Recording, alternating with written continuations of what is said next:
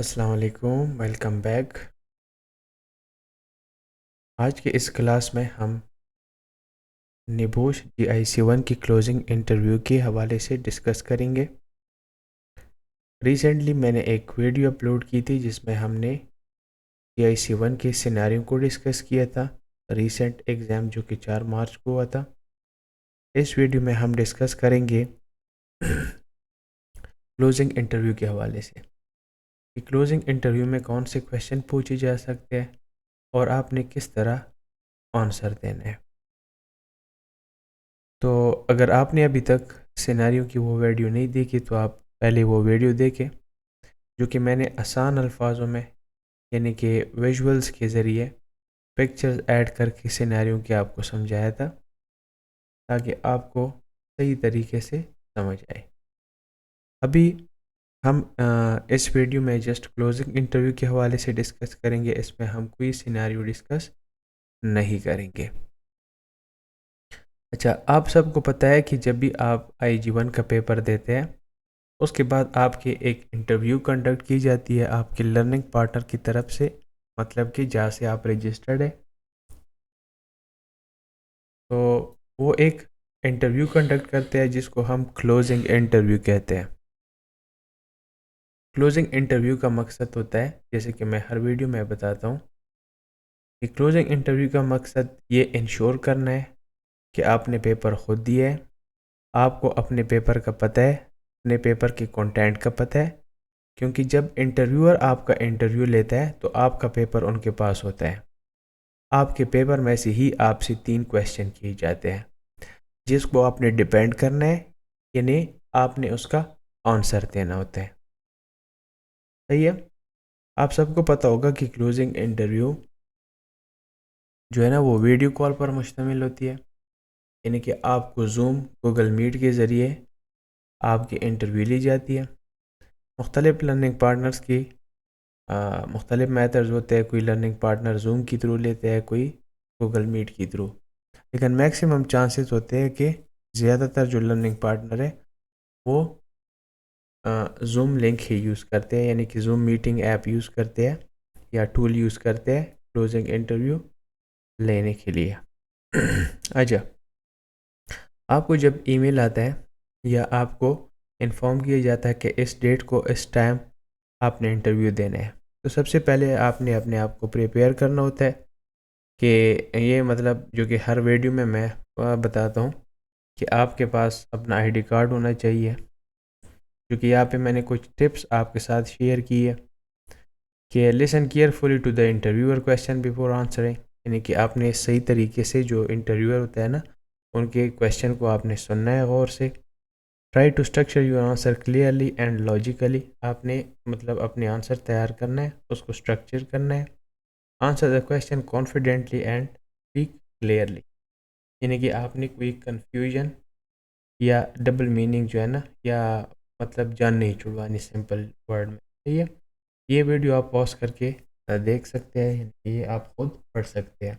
आपके पास ID card का होना लाजमी है, इसमें से आपके पास national ID card, passport, driving licence, इसमें से कोई भी चीज़ आपके पास लाजमी होना चाहिए।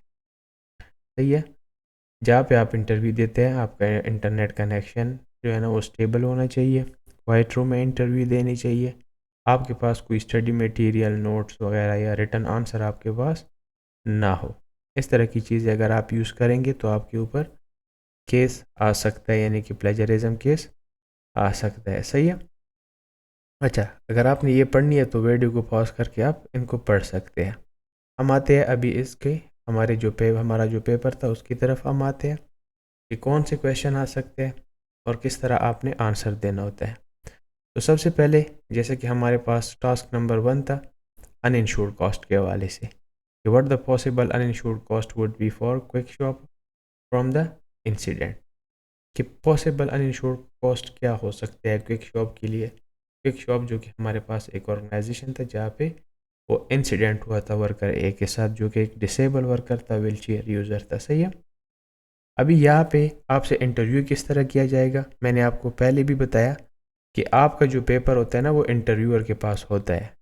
सही है। कि जब वो आपका इंटरव्यू लेते हैं ना तो आपका जो पेपर होता है, जो आपका आंसर शीट होता है ना, जो आपने सबमिट किया हुआ है पेपर के दिन, वो शीट आपके इंटरव्यूअर के पास होता है, उसी से आपसे क्वेश्चन करता है। स्टार्ट में तो यही आपका रूम वो चेक करते हैं, आपका आईडी कार्ड चेक करते हैं, आपसे मतलब उसके बाद परमिशन मांगते हैं कि हम आपका वीडियो है ना वो रिकॉर्ड करेंगे। अच्छा, उसके बाद क्वेश्चन नंबर 1 से आपसे किस तरह क्वेश्चन कर सकता है। अगेन मैं रिपीट कर रहा हूँ कि आपका जो आंसर शीट होता है वो उनके पास मौजूद होता है। तो वो किस तरह, यानी कि इंटरव्यूअर आपको पूरा बताएगा कि मैं आपसे इस क्वेश्चन से, इस टास्क से मैं आपसे क्वेश्चन कर रहा हूँ। यानी कि वो आपको बताएगा कि in your paper from task number 1 which is uninsured cost, that is what the possible uninsured cost would be for quick shop from the incident। ये तो कोई क्वेश्चन नहीं है, लेकिन ये फिर भी इंटरव्यूअर जो है ना वो रीड करके बताते हैं। उसके बाद इंटरव्यूअर क्या करता है, आपको बताता है कि two of the answer you give were, कि आपने अपने पेपर में ये 2 आंसर लिखे हैं। अभी यहाँ पे इंटरव्यूअर क्या करेगा, 2 example from the learner answer, सही है, यानी कि आपके आंसर शीट में से ही वो एक नहीं 2 पॉइंट्स उठाएगा। यानी कि टास्क नंबर 1 जब आपने सॉल्व किया है उसमें आपने जितने भी पॉइंट्स लिखे हैं, एग्जाम्पल के तौर पर आपने 12 लिखे हैं, 13 लिखे हैं, उसमें से वो क्या करेगा, 2 कोई भी पॉइंट पिक करेगा। सही है ना, कि वो आपको बाकायदा रीड करेगा। जैसे कि एग्जाम्पल के तौर पर अगर मैं सॉरी अगर मैं इंटरव्यूअर हूँ तो मैं क्या करूँगा, मैं आपको बताऊँगा कि 2 of the answer you giver because the accident was serious. अभी ये स्टूडेंट के पेपर में से ये 2 पॉइंट उठाते हैं, जैसे कि एग्जाम्पल के तौर पर मैंने 2 पिक की है, सही है, एज अ इंटरव्यूअर। अच्छा, इंटरव्यूअर बाकायदा ये रीड करके आपको बताएगा कि ये आपने अपने पेपर में लिखे हैं। उसके बाद आपसे क्वेश्चन करेगा कि which one would you be more costly and why. सही है, कि ये जो 2 पॉइंट्स आपने लिखे हैं इसमें से ज़्यादा कॉस्टली कौन सा पॉइंट हो सकता है। यानी कि 2 पॉइंट पिक करके उसमें से आपको बताएगा कि इन दोनों में से कौन सा कॉस्टली हो सकता है और क्यों हो सकता है। कॉस्टली का मतलब होता है कि ज़्यादा नुकसानदेह ऑर्गेनाइजेशन के लिए कौन सा साबित हो सकता है और क्यों। तो आपने इसको डिपेंड करना है कि sir I think the first one, यानी कि मैंने अभी एज अ स्टूडेंट ये पिक किया है कि मुझे लग रहा है कि ये जो है ना ज़्यादा कॉस्टली होता है। Sir I think the first one, the increase in the insurance premium, क्योंकि ये अभी मैंने डिपेंड करना है, इसको एक्सप्लेन करना है कि क्यों ये कॉस्टली है। सही है, तो इसलिए मैं यहाँ पे एज अ स्टूडेंट किस तरह सिंपल आंसर दे सकता हूँ कि sir I think the first one, the increase in the insurance premium would likely B more costly for the quick shop और फॉर द ऑर्गेनाइजेशन। अभी यहाँ पे मैंने वाई का भी तो आंसर देना है। This is because insurance premium में increase for several years after the serious accident, which means the organization will have to pay higher insurance payment in the future. One of the other hand, यानी कि यहाँ तक भी अगर आप answer दें तो सही है। अगर थोड़ा सा आपको एक्सटेंड करना चाहे तो और भी दे सकते हैं आप। अगर आप देना चाहे one of the other on the other hand, sick pay or financial support for worker away would normally only be paid for a limited period during their recovery. Therefore, the long-term financial impact of increased insurance premium could be greater for the organization. यानी पहले मैंने उनको बताया कि मैंने पहले वाला जो है ना मुझे लग रहा है कि ये ज़्यादा कॉस्टली साबित हो सकता है और क्यों हो सकता है वो भी मैंने उनको एक्सप्लेन किया। सही है, अभी हमारे पास जो सेकंड टास्क है, टास्क नंबर 2, जो कि आप सबको पता है कि वहाँ पे हेल्थ एंड सेफ्टी रिस्पॉन्सिबिलिटीज़ थी, यानी कि मैनेजमेंट जो रोल एंड रिस्पॉन्सिबिलिटीज़ था, कि जिसमें हमने कमेंट करना था कि comment on the word the store manager was doing well to help ensure role and responsibility were carried out effectively at Quick Shop. सही है, अभी इसको मैं एक्सप्लेन इसलिए नहीं कर सकता क्योंकि ऑलरेडी ये मैंने पेपर में भी और आपने भी पेपर अपना सॉल्व किया हुआ है।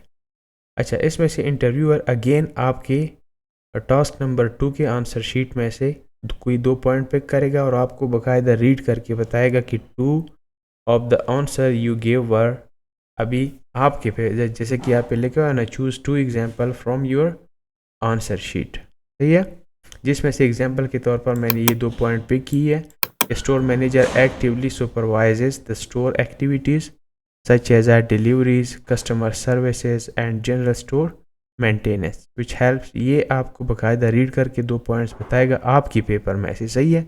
ये एग्जांपल है, इसमें आप कंफ्यूज ना हो कि आपसे यही क्वेश्चन पूछेंगे। ये मैंने यानी कि एग्जांपल के तौर पर आंसर शीट में से 2 पॉइंट उठाए।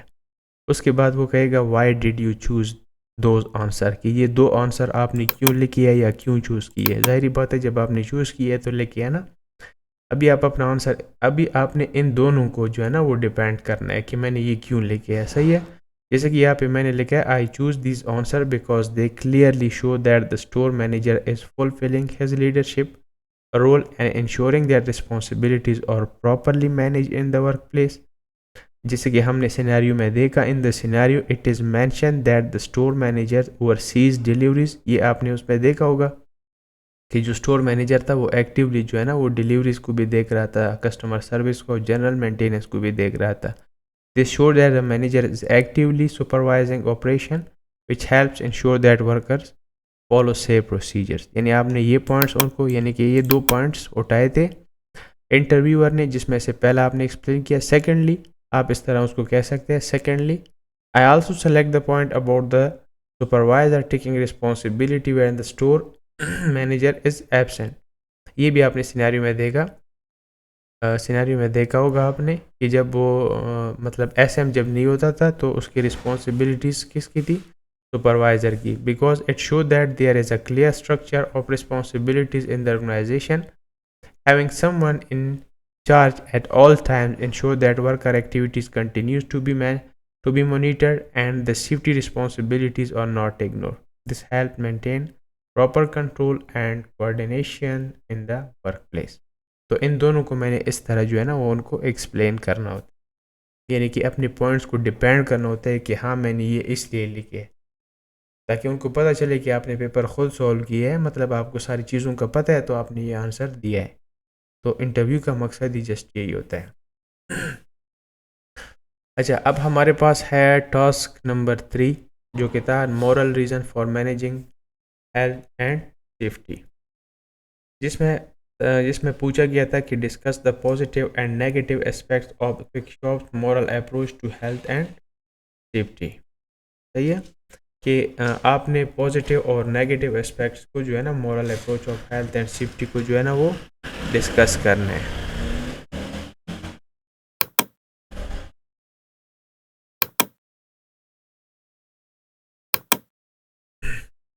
अच्छा सॉरी, थोड़ी सी वो डिस्टर्ब है।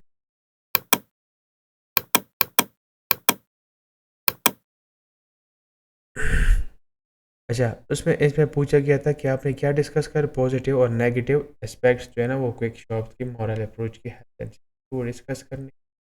तो इसमें भी सेम, अभी 2 आंसर आपकी शीट में से ही, आपके आंसर शीट में से पिक करेगा। अब मतलब वीडियो बहुत ज़्यादा लंबी हो जाएगी तो आप जस्ट इसको पॉज करके आप इसको पढ़ सकते हैं। यानी कि 2 आंसर आपकी शीट में से एग्जांपल के तौर पर अगेन मैंने ये 2 पिक की है।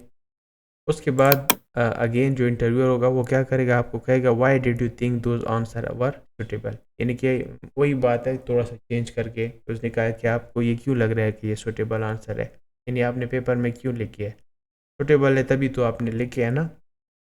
उसके बाद इसका अगेन आपने इस तरह आंसर देना है। The first point which I select is about the delivery driver bringing the milk crate through the front entrance is important because it's created a hazard inside the store where the worker and customers were present। ये आप पढ़ सकते हैं, जो कि ये दोनों ही negative points मैंने पिक किए।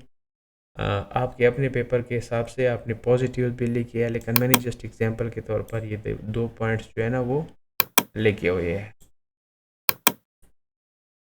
अच्छा, अब हम आते हैं टास्क नंबर 4 की तरफ, जो कि था determining the benefits of inspection. ये जनरल क्वेश्चन था कि इसमें पूछा गया था how carrying out regular health and safety inspection could benefit quick shop. यानी कि मतलब जो health and safety inspection regular basis पर होती है वो किस तरह बेनिफिशियल साबित हो सकती है क्विक शॉप के लिए। जिसमें आपने अपने आंसर्स जो है ना वो लिखे होंगे आप सब ने अपने अपने। इसमें से अब जैसे कि इसमें थोड़ा सा चेंजेस है, इसमें से जो इंटरव्यूअर होगा वो एक ही पॉइंट आपके पेपर में से उठाएगा। सही है, यानी कि आपकी आंसर शीट में से choose one example from your answer sheet.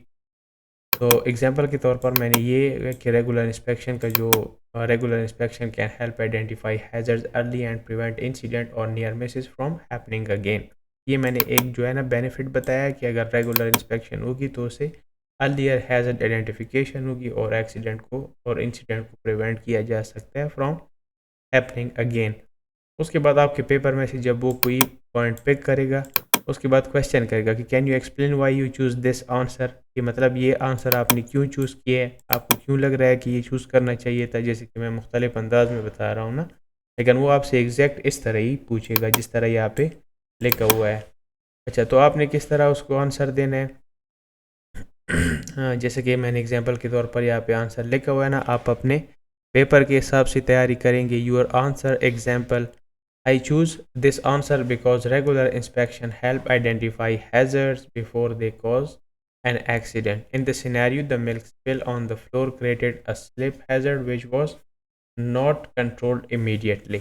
यानी कि आपने सिनेरियो में देखा होगा ना कि जब मिल्क स्पिल हो गई थी ना, जो मतलब a slip hazard which was not controlled immediately. Not controlled immediately का क्या मतलब है कि सुपरवाइज़र ने वहाँ पे उसको इग्नोर किया, इवन कि उसने स्पेलेज देखी भी, लेकिन इसके बावजूद भी उन्होंने इग्नोर किया और वो स्टॉक रूम में चला गया कॉल अटेंड करने के लिए। सही है। And this later cause worker A to slip and get injured. उसके बाद वो क्या हुआ कि वर्कर ए स्लिप हो गया, जो कि व्हील चेयर यूज़र था, उसकी जो टायर थी ना वो एक साइड पे हो गई थी और वो गिर गया था, जिसकी एक हड्डी भी डिसलोकेट, मतलब कि उसकी बोन डिसलोकेशन जिसे कहते हैं वो भी हो गई थी और उसका जो हेड इंजरी भी उसको हो गई थी। If a regular inspection or monitoring had carried out, the spill could have been noticed earlier and cleaned quickly. यानी कि अगर रेगुलर इंस्पेक्शन होता है या रेगुलर मॉनिटरिंग होती तो वो अर्लियर स्टेज पे उसको कंट्रोल किया जा सकता था। तो ये therefore identifying hazard at early stage can prevent accident and near misses accident, which is why I consider this point important when explaining the benefit of health and safety inspection. ये अगर आप ना भी लेके तो कोई मसला नहीं है। अच्छा, इसके बाद हमारे पास आता है टास्क नंबर 5, जिसमें 2 पार्ट्स थे, लेकिन उसमें से कोई भी क्वेश्चन नहीं आएगा क्लोजिंग इंटरव्यू में। तो हम डायरेक्टली जाते हैं क्वेश्चन नंबर यानी कि टास्क नंबर 6 की तरफ। अच्छा, task number 6 which is about the emergency procedure and जिसमें हमसे पूछा गया था कि why it is important to practise emergency procedures, यानी कि इमरजेंसी प्रोसीजर्स को अगर आप प्रैक्टिस करते हैं ये क्यों इम्पोर्टेंट है या इसके क्या फ़वाइद है।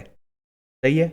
तो इसमें अगेन इंटरव्यूअर आपकी आंसर शीट में से 2 पॉइंट यानी कि जो भी आपने आंसर दी है उसमें से इंटरव्यूअर जो है ना वो 2 पॉइंट पिक करेगा। एग्जाम्पल के तौर पर मैंने ये 2 पॉइंट पिक की है। यहाँ से मैं थोड़ा सा जल्दी इसलिए कर रहा हूँ ताकि वीडियो ज़्यादा लंबी ना हो। सही है। उसके बाद जब 2 पॉइंट आपके पेपर में से पिक करेंगे तो उसके बाद कहेंगे can you explain why you choose these answer. Again आपको कहेंगे कि ये 2 पॉइंट्स आपने क्यों चूज़ किए, आपको क्यों लग रहा है, क्या आप एक्सप्लेन कर सकते हैं कि ये 2 पॉइंट आपने क्यों लिखे हैं। तो आपने इन दोनों को डिपेंड करना होता है, जैसे कि I choose this answer because practising emergency procedures help make sure that emergency plans work properly in a real situation. By practicing drill, management can check whether the emergency arrangements are effective and whether any improvement are needed. अच्छा, I also selected the point about workers understanding their role, क्योंकि अभी ये दोनों को मैं explain कर रहा हूँ। सही है। पहले मैंने इसको एक्सप्लेन किया यहाँ पे अच्छा, पहले मैंने इसको यहाँ पे एक्सप्लेन किया, अभी मैंने सॉरी क्या आ गया था इस पे। अच्छा, पहले मैंने ए को एक्सप्लेन किया, अभी मैंने यहाँ पे दूसरे को एक्सप्लेन करूँगा कि I selected the point about the worker understanding their role because during an emergency it is very important that everyone knows what they should do. For example, in the scenario, the supervisor provided a first aid and another worker contacted the emergency services. This shows that the clear role and responsibilities help manage emergencies more effectively and reduce the seriousness of the injuries. यानी इसमें मैंने scenario के हवाले से भी discuss किया है ताकि मेरा जो इंटरव्यूअर है, जो मेरा इंटरव्यू ले रहा है ना, उसको ये पता चले कि हाँ इसको पता है, इसने खुद सॉल्व किया, ताकि वो आपके इंटरव्यू से सेटिस्फाइड हो। अच्छा, अब आखिरी हमारे पास जो टास्क है वो टास्क नंबर 7 है। अच्छा, ये आखिरी टास्क पेपर के हवाले से नहीं है, क्लोजिंग इंटरव्यू के हवाले से लास्ट टास्क है, क्योंकि टास्क नंबर 8 में से भी कोई क्वेश्चन नहीं है। तो हमारे पास जो टास्क नंबर 7 था वो था indicators of health and safety culture के हवाले से, कि the positive indicator of health and safety culture at the quick shop, कि वहाँ पे कौन कौन से जो थे वो पॉजिटिव इंडिकेटर्स थे हेल्थ एंड सेफ्टी कल्चर के। इसमें भी आपने अपने जो आप सब ने अपने अपने आंसर लेके होंगे। तो अगेन आपका जो इंटरव्यूअर होगा वो दो ही यानी कि दो आंसर आपके पेपर में से वो पिक करेगा रैंडमली, वो कोई भी पिक कर सकता है, तीसरा चौथा पांचवा छठा फर्स्ट एंड सेकंड कोई भी वो पिक कर सकता है। एंड अगेन वो क्वेश्चन करेगा why did you think this answer were suitable, again वो कहेगा कि आपको क्यों लग रहा है कि आंसर सुटेबल है या सही है। तो यहाँ पे आपने इसको एक्सप्लेन करना है कि I selected these answer because they clearly show the management is taking an active role in the maintaining health and safety in the work place. ये अगर आप ना भी बताओ तो मसला नहीं, ये यहाँ से आप स्टार्ट कर सकते हैं। The first point show leadership from the store manager, जैसे कि हमने सिनेरियो में देखा, in the scenario the store manager supervise activities such as delivery services, customer services and general maintenance. When management is actively involved in the daily activities, show that the safety is being monitored and workers are more likely to be follow safe practices. Second point जो इसको भी हमने explain करना है, second point about the risk assessment being updated 2 months अगो, ये भी आपने scenario में देखा होगा, is also important because it shows that the organization regularly review the workplace hazards. Keeping the risk assessment updated means the company is trying to identify risk and apply control measures to keep workplace and customers safe. तो इस तरीके से आप अपने जो है ना वो आंसर प्रिपेयर कर सकते हैं। मेक श्योर कि ये मैंने एज एग्जांपल बनाया है, सेम इस चीज़ को आप फॉलो ना करें, आप अपने पेपर से ही इसको रेडी कर सकते हैं। मैंने इतना किया कि आपके लिए आसान किया। एक तो इसमें से दो जो टास्क थे, टास्क 5 एंड 8, इसमें से कोई क्वेश्चन नहीं आएगा। तो आपको ये भी बताया कि किस तरह से आप वो क्वेश्चन कर सकते हैं और आप अपने पेपर के हिसाब से किस तरह इसको प्रिपेयर कर सकते हैं। तो इंशाल्लाह ये आपके लिए हेल्पफुल साबित होगी। अगर फिर भी किसी का कोई क्वेश्चन है तो वो कमेंट कर सकते हैं। मिलते हैं नेक्स्ट वीडियो में, अपना ख्याल रखिएगा। अल्लाह हाफ़िज़।